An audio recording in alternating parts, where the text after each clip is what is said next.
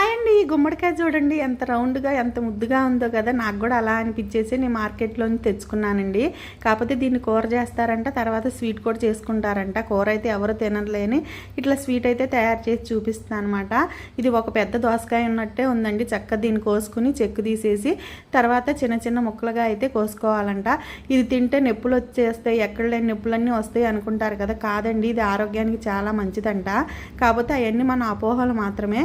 కానీ ఇది మన హెల్త్కి చాలా మంచి చేసిద్దంట. నేను చిన్న చిన్న ముక్కలు చేసుకుని దాంట్లో కొద్దిగా బెల్లం పొడి వేసుకుని అలాగే ఇలాచీ కూడా వేసుకున్నానండి. తర్వాత దీంట్లో కొద్దిగా ఒక టీ గ్లాస్ అంత వాటర్ అయితే పోసుకుని పొయ్యి మీద పెట్టుకున్నాను అనమాట. దీన్ని సిమ్లో పెట్టుకుని మూత పెట్టుకున్నాం అనుకోండి, చక్కగా ఆ బెల్లంలో ఈ ముక్క అనేది ఉడికి గులాబ్ జామ్ టేస్ట్ ఉంటుంది కదా, ఆ గులాబ్ జామ్ లాగా ఉంటుంది అనమాట. చాలా బాగుంటుందండి. కావాలంటే మీరు కూడా ఒకసారి ట్రై చేసి చూడండి. చక్కగా ఉడికిపోతుంది ఇట్లా బెల్లం నీళ్ళల్లో.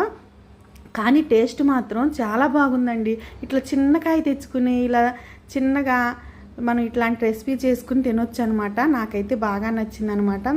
అసలు టేస్ట్ కూడా అదిరిపోయింది. ఆ బెల్లం పాకం అనేది చక్కగా ఆ ముక్కకి పట్టి నాకైతే బాగా అనిపించిందండి. ఇలా చేస్తే పిల్లలు కూడా తింటారు కదా అనిపించింది. ఇది ఆరోగ్యానికి మనకి చాలా మంచి చేసిద్దంట.